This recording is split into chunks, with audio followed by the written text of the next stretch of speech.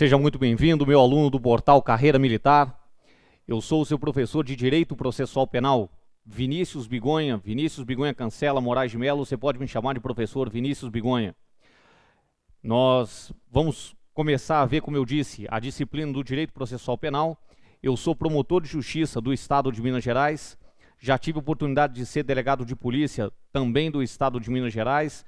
Fui aprovado já em outros concursos públicos e também fui escrevente judicial, que é o escrevente do TJ de Minas Gerais. Então, milito nessa área do direito processual há um bom tempo, porque além disso, também sou professor de direito processual penal em faculdades aqui em Minas Gerais. Nós vamos estudar a partir de agora o direito processual penal para o concurso de soldado da Polícia Militar de Goiás.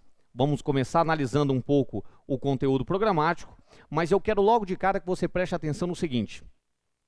Para ingressar na carreira de soldado da Polícia Militar de Goiás, é necessário que o candidato tenha curso superior. Então não é necessário que ele seja bacharel em Direito. Por isso nós teremos alunos aqui bacharéis em Direito e nós teremos alunos também que não são bacharéis de Direito.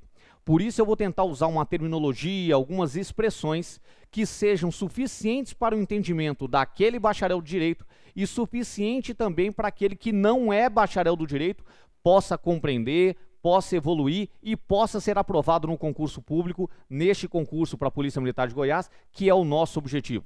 Nosso objetivo hoje é isso. Então eu já começo mostrando para vocês, por favor, você pode passar, eu tenho uma indicação aí de uma bibliografia, um manual de processo penal do professor Renato Brasileiro de Lima, da editora Juspódio, um curso de Direito Processual Penal do professor Nestor Távora e Rosmar Rodrigues Alencar, também da editora Juspódio, e o Código de Processo Penal comentado do autor Guilherme de Souza Nutti. Ali está a editora Juspódio, mas não é a Juspódio não. A editora é a Revista dos Tribunais. Bem, é o seguinte, apesar de eu constar para vocês essa bibliografia, eu quero que os senhores e as senhoras, eu quero que o meu aluno do portal Carreira Militar preste atenção no seguinte.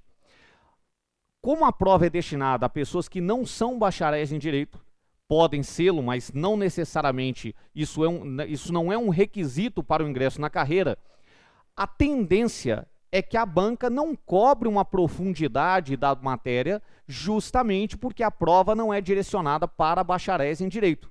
Então a tendência é que seja cobrada muita legislação.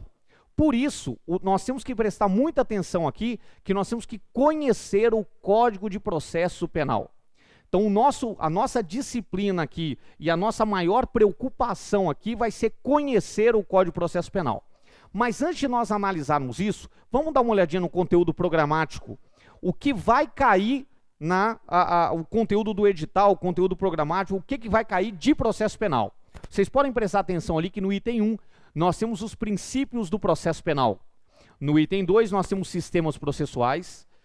No item 3, inquérito policial. No item 4, ação penal espécies. Depois da prova, onde nós veremos exame de corpo de delito, indícios, busca e apreensão e local de crime. E por último, da prisão e da liberdade provisória. Esses temas, regra geral, a maior parte deles, eles são tratados diretamente no Código de Processo Penal, mas alguns deles são questões doutrinárias que nós vamos conseguir extrair da Constituição e do Código de Processo Penal, mas não teremos esses conceitos no Código de Processo. Eu quero que você, meu aluno, preste atenção no Código e complemente com as nossas aulas. Como eu disse, eu indiquei aquela referência bibliográfica para vocês, mas ela é uma referência bibliográfica de doutrina para quem estuda Direito. Então, por isso, preste atenção na aula, preste atenção no Código de Processo Penal e eu acredito que nós vamos ter uma base muito boa para podermos fazer essa prova. Bem, nós vimos o conteúdo programático, vamos começar a ter uma ideia do que é o direito processual penal. Mais uma vez, como nós temos pessoas que não são bacharéis em Direito, é importante a gente ter essa noção do todo. Aquele que comete um crime, vamos supor que fulano mata alguém. Alguém matou a outra pessoa. Como é que eu sei que isso é crime? Isso é crime? Como é que eu sei que isso é crime? Eu vou recorrer ao Código Penal. Para que eu possa considerar uma conduta como criminosa, eu preciso que essa conduta esteja descrita numa lei como crime. Então, por exemplo, matar alguém é a descrição do artigo 121 do Código Penal. Lá está escrito matar alguém. Então, quando eu mato alguém, eu encaixo essa minha conduta perfeitamente aquilo que está descrito no tipo penal. Perfeito. Eu sei que para você cometer um crime, essa conduta que você praticou, ela tem que se encaixar numa descrição da lei. Se não se encaixa na descrição, isso não é crime. Até aí está tudo bem. A questão é como é que eu posso aplicar, como é que eu vou aplicar a lei a essa pessoa que cometeu o crime. Então, aquele que cometeu um crime e que tem que ser punido por esse crime, como é que eu posso fazer com que ele seja punido? Eu vou fazer com que ele seja punido através do direito processual penal. Nós não podemos, no direito penal, fazer esta justiça com as próprias mãos. Na questão criminal, eu não posso, se a pessoa chegar na cadeia e falar, olha, eu matei e eu quero ser preso porque eu matei uma pessoa, eu não posso ser preso imediatamente por isso, sem um julgamento. A questão de flagrante, prisão em flagrante, nós vamos estudar. Mas se você matou uma pessoa, sua consciência pesou, dias depois, meses depois, você se apresenta e fala, me prenda, eu quero ser preso, eu quero responder por esse crime, você não pode ser responsabilizado dessa maneira. Para que você possa ser responsabilizado, é necessário que você tenha um processo, que é o processo penal. Esse é o nosso objeto de estudo, é um instrumento para que eu possa aplicar a lei penal, o direito penal, ao caso concreto. Então, aquele que cometeu o crime, ele só pode ser punido a partir do processo penal. É o objeto do nosso estudo aqui. E aí, eu disse para vocês que é extremamente importante conhecer o nosso Código de Processo Penal, mas é importante ter em mente que esse nosso código é um código da década de 40. Nós temos uma Constituição de 1988, mas nós temos um Código de Processo Penal da década de 40. Esse nosso Código de Processo Penal passou por algumas transformações, mas ele, feito na década de 40, ele foi feito sob uma inspiração do Código de Processo Penal italiano, que foi feito num regime fascista. Então nós temos que tomar cuidado quando lemos o Código de Processo Penal, porque nós podemos ter ali elementos, podemos ter alguns pontos que não são aplicáveis por serem inconstitucionais, por serem incompatíveis com a nossa Constituição. Então, a leitura que nós vamos fazer do Código de Processo Penal é também para auxiliá-lo, para que você saiba o que não pode ser aplicado do Código de Processo Penal, como eu disse, por ser inconstitucional. É extremamente importante isso, porque senão você começa a ler o código acreditando que vou fundamentar bem o meu estudo, mas é importante também saber que muitos pontos do Código de Processo Penal acabam não sendo aplicados por serem constitucionais. Nos últimos anos, nós passamos por diversas reformas para atualizar esse Código de Processo Penal. E, além disso, a leitura que se faz do Código de Processo Penal hoje é uma leitura a partir da Constituição. Então, muita coisa que poderia ser considerada em desacordo com a Constituição passou a ser interpretada de acordo com a Constituição para que possa ser aplicadas aos casos concretos. Então, em resumo, o Código de Processo Penal é extremamente importante para o nosso estudo, mas nós temos que tomar cuidado, porque em alguns pontos o nosso Código de Processo Penal acaba não sendo aplicado por ser um Código de Processo Penal da década de 40. Então vamos começar, e se vocês olharem lá no conteúdo programático, o primeiro ponto que nós vamos ver são os princípios do direito processual penal. Eu estava dizendo agora para vocês, vejam o elenco de princípios, e se nós passarmos o próximo item, também tem mais princípios aqui. É extremamente importante para o nosso estudo conhecer esses princípios, e é extremamente importante para o operador do direito, para os juízes, para os promotores, para os delegados, para os policiais civis ou militares, conhecerem os princípios do processo penal. Aí quem não é do direito vai dizer o seguinte, por que isso é importante? Você acabou de dizer agora há pouco que a maioria desses princípios não está previsto claramente na Constituição, não, do nome que você deu aqui. Como é que funciona isso? Eu vou explicar para vocês, para você, meu aluno do portal Carreira Militar. É o seguinte, os princípios, eles muitas vezes estão previstos na Constituição ou são extraídos do ordenamento jurídico como um todo, aplicáveis àquele campo do direito. Mas, em regra geral, nós vamos ter aí a extração desses princípios do Código de Processo Penal, da Constituição, perdão. E você extrai estes princípios da Constituição e, se nós sabemos que a Constituição é a lei maior, todas as leis têm que estar de acordo com a Constituição. Aquelas leis que não estão de acordo com a Constituição não podem ser aplicadas porque elas são inconstitucionais. Leis inconstitucionais não podem, então, reger os casos concretos. Então, eu não posso aplicar leis que estejam contrárias à Constituição. Se a Constituição diz que A não pode, eu não posso ter uma lei dizendo que A pode, porque essa lei, como eu disse, é inconstitucional.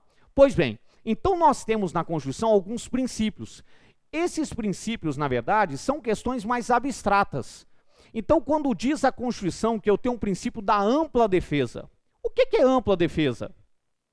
O que é ampla defesa? Bem, a Constituição diz do princípio do contraditório. O que é contraditório?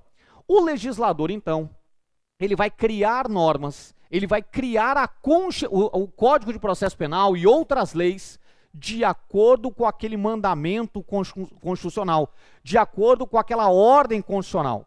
Então eu tenho a Constituição estabelecendo alguns princípios e eu tenho a lei de acordo com esses princípios.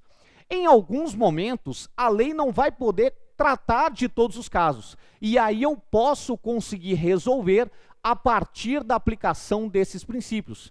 Então, muitas vezes, eu posso ter uma situação em que o código não me dê a resposta, em que o Código de Processo Penal, que é o nosso estudo, não me explique o que fazer com aquele caso concreto, mas aí eu tenho a Constituição me dando um princípio que eu consigo aplicar a um caso concreto, e algum problema processual, e eu resolvo, como o princípio do contraditório, da ampla defesa e alguns outros princípios que nós vamos estudar agora.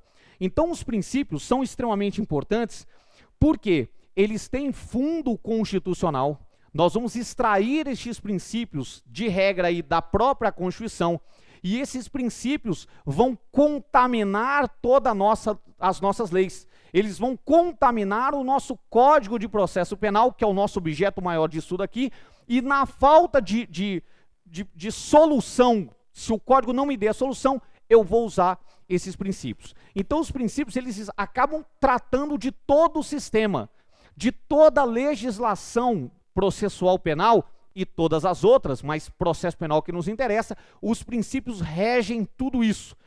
Toda regra geral, as soluções que nós vamos encontrar, eu vou explicar isso para vocês aqui, elas são extraídas dos princípios. E aí nós vamos começar agora pelo princípio do juiz natural. Se vocês olharem aí no quadro,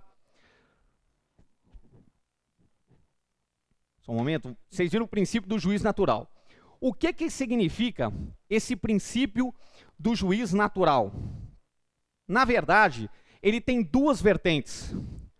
O princípio do juiz natural, pode voltar aqui, juiz natural,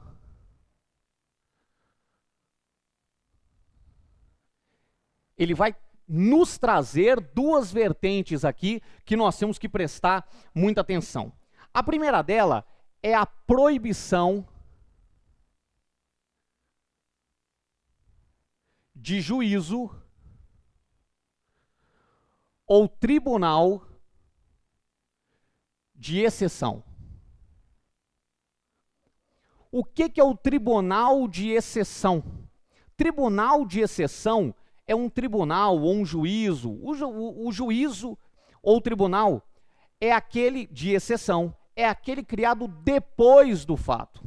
Vejam, quando eu cometo um crime, eu tenho que saber por quem eu serei julgado.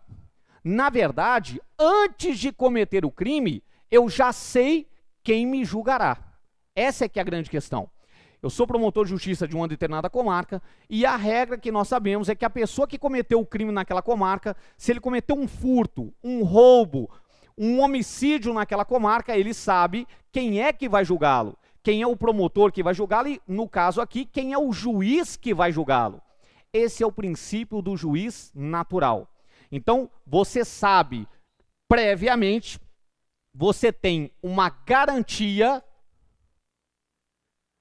do juiz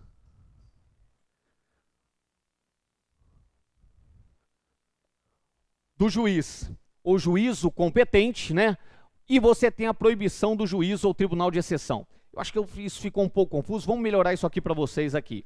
É o seguinte, aquele que comete um crime, ele sabe, antes de cometer o crime, quem é o juiz competente. Como é que você sabe disso, Vinícius? Você vai abrir o Código de Processo Penal e ele vai dizer, quando o crime é consumado, funciona assim. Quando o crime é tentado, funciona de tal forma. Quando o crime é isso, funciona de tal forma. E se não souber o domicílio, de outra forma. Então, o Código de Processo Penal, ele traz um monte de regras prévias, regras que já existem, que vão me dizer quem é o juiz competente. Então, o princípio do juiz natural, ele me diz quem é o competente previamente, mas ele também proíbe que eu crie um tribunal depois do fato. Ele me proíbe que eu crie um juiz específico para julgar aquele caso concreto. Nós temos um exemplo aqui, a situação da Samarco. Nós tivemos aquele grande acidente que tivemos aqui na Samarco. Imagine que se crie um tribunal para julgar esta questão ambiental. Agora, nós vamos criar um tribunal especial para julgar essa questão ambiental. Isso é a criação de um juiz ou tribunal de exceção, porque foi criado pós-fato, foi criado depois do fato. Vejam, é proibido criar o juiz ou tribunal depois do fato para julgar aquela situação específica. E a regra é uma garantia também de que você vai ser julgado pelo juiz competente de acordo com regras previamente estabelecidas. Então, o que é a garantia do juiz competente? É a garantia de você ser julgado por um juiz de acordo com regras previamente estabelecidas. E o que é a proibição do juiz ou tribunal de exceção? É a proibição de se criar um juízo pós-fato. E aí eu pergunto para vocês o seguinte, nós temos justiças especializadas. Você tem a justiça eleitoral, você tem a justiça militar, você tem a justiça do trabalho. Esses itens, eles feririam estas regras do princípio do juiz natural? Ele feriria esta regra da proibição do juiz ou tribunal de exceção? Não fere. Primeiro, não fere porque não foi criado a posteriori, né? Elas são os tribunais. Quando você pensa no tribunal, nos tribunais e nos juízos militares, do trabalho, eleitorais, isso já existe antes da prática do fato. Então não foi criado pós-fato.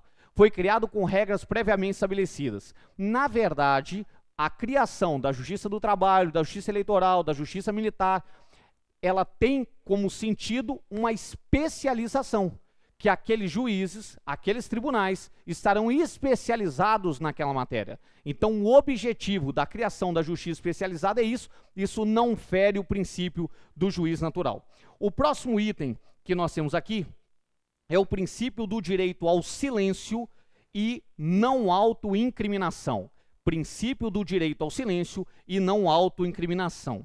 No latim, nós falamos nemo tenetur si detegere. O que significa isso? Na verdade, o seguinte, o acusado, o investigado, ele tem direito ao silêncio e ele tem direito a não produzir provas contra si mesmo.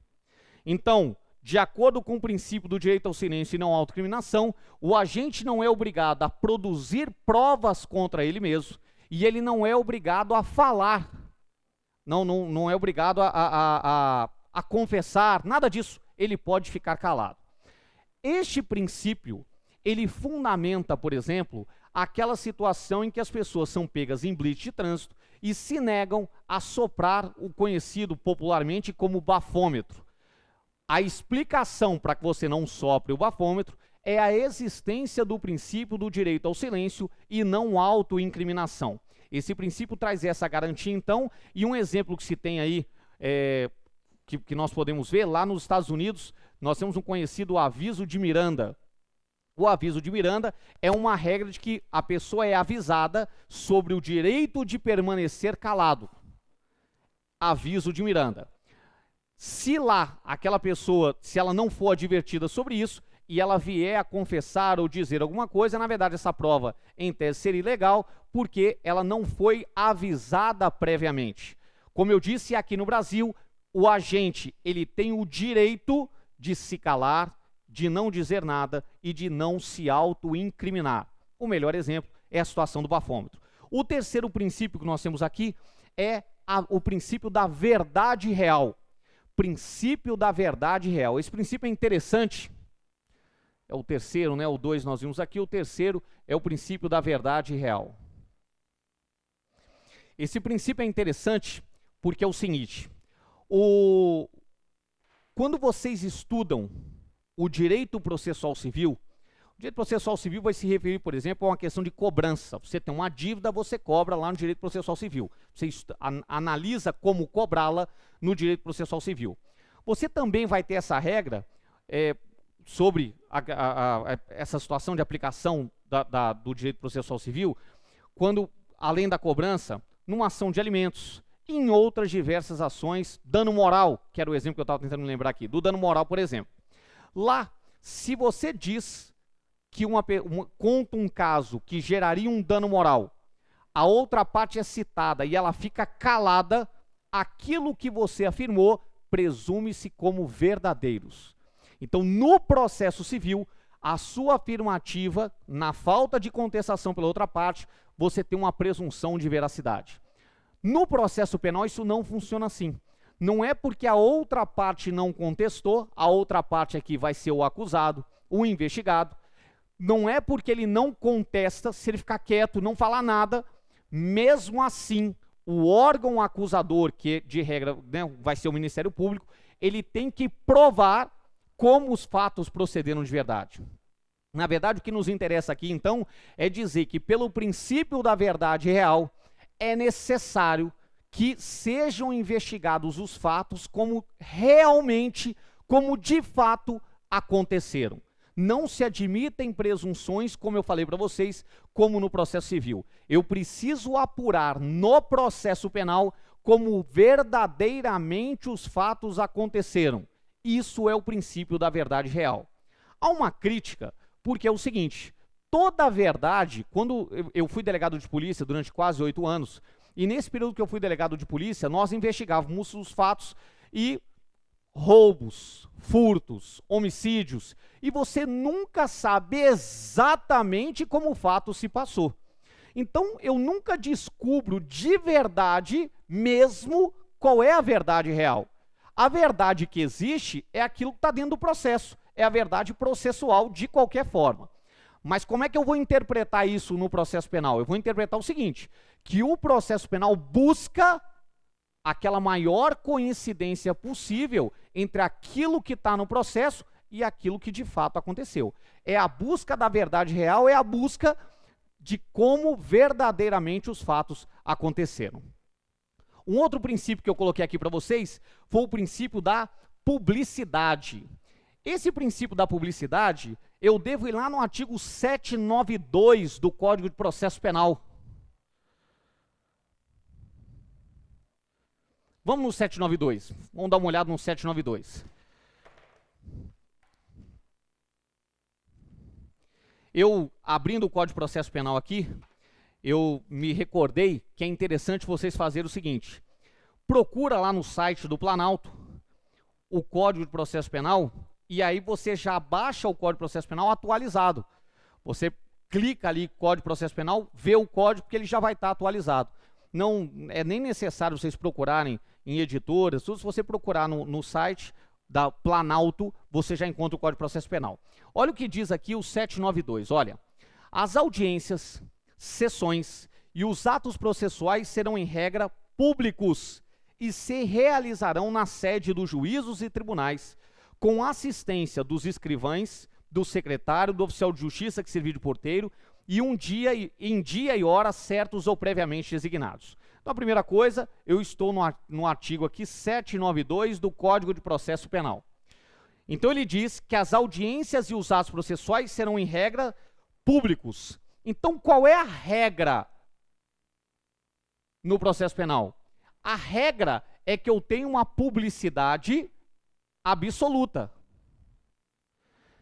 A regra é que qualquer pessoa que quiser assistir a audiência, é que qualquer pessoa que quiser olhar os autos do processo, não teria problema. a regra no Código de Processo Penal é que no processo eu tenho a publicidade absoluta. Mas eu tenho uma publicidade restrita como exceção.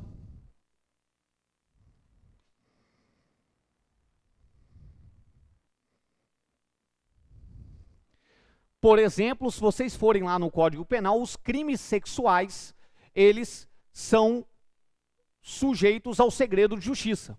Além disso, o 792 ainda diz no parágrafo 1º que se da publicidade da audiência, da sessão ou do ato processual puder resultar escândalo, inconveniente grave ou perigo de perturbação da ordem, o juiz ou tribunal, câmara ou turma, poderá de ofício ou a requerimento da parte ou do MP, determinar que o ato seja realizado a portas fechadas, limitando o número de pessoas que possam estar presentes. As audiências, as sessões e os atos processuais, em caso de necessidade, poderão realizar-se na residência do juiz ou em outra casa por ele especialmente designada. Bem, na verdade, o que me interessa aqui é o parágrafo 1º. O que o parágrafo 1º nos diz? Que se da publicidade da audiência, da sessão do auto processual, puder resultar escândalo, inconveniente grave ou perigo à perturbação da ordem, o juiz ou tribunal poderá determinar que o ato seja realizado a portas fechadas. Então eu tenho algumas exceções em que a publicidade é restrita. Regra é a publicidade absoluta. Qualquer um que quiser acompanhar as audiências, qualquer um que quiser acompanhar o processo, tem direito a isso. A exceção é a publicidade restrita, que aí depende do caso concreto, na forma do parágrafo 1º do 792, ou então eu tenho situações concretas que a própria legislação determina, como no caso dos crimes sexuais, que o próprio Código Penal nos diz que ali nós teremos segredo de justiça. Bem, o próximo item que consta aqui para a gente é o princípio da igualdade processual. O que significa o princípio da igualdade processual? Vamos lá, igualdade processual. O princípio da igualdade processual, ele vai tratar para a gente dessa situação de você tratar desigualmente os desiguais na medida de suas desigualdades. Então, dependendo da situação concreta, o juiz, processualmente, ele vai tratar desigualmente os desiguais para tentar igualá-los no plano material. Aí nós temos a situação, algumas situações, por exemplo, como a paridade de armas, a igualdade de armas. Você tem, por exemplo, a situação em que uma parte poderia ter mais poderes que a outra. O princípio da igualdade processual vem tentando igualar isso tudo. E aí você vê, por exemplo, a situação que a defesa costuma alegar que o Ministério Público teria o Estado à sua disposição, já que ele tem a polícia atendendo às suas requisições e outro tipo de coisa, e aí por isso ele entende que a defesa poderia ter outras prerrogativas. Na verdade, então, o que nos interessa saber aqui é que o princípio da igualdade processual visa igualar os poderes do órgão acusador e daquele que se defende. Ambos têm que ter uma igualdade de poderes aí nesse tratamento. Bem, nós temos diversos outros princípios aqui e nós vamos continuar a analisar esses princípios na próxima aula. Vamos dar uma revisada no que nós vimos nessa aula de hoje e vamos entrar nos próximos princípios aqui. A gente se vê na próxima aula. Um grande abraço.